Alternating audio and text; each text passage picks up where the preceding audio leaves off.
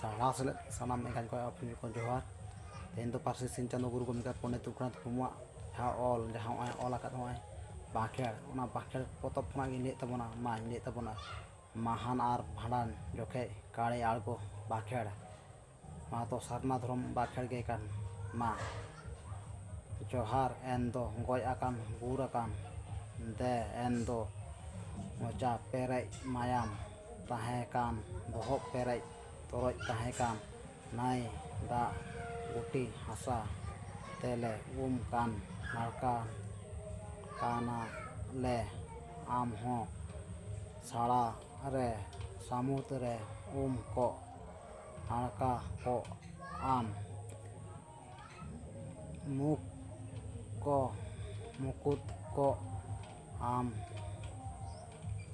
उय साते उय उडम आलम ताहे को रे बेद को आम ताला ओड़ा आसन तेम हेज को सेटर को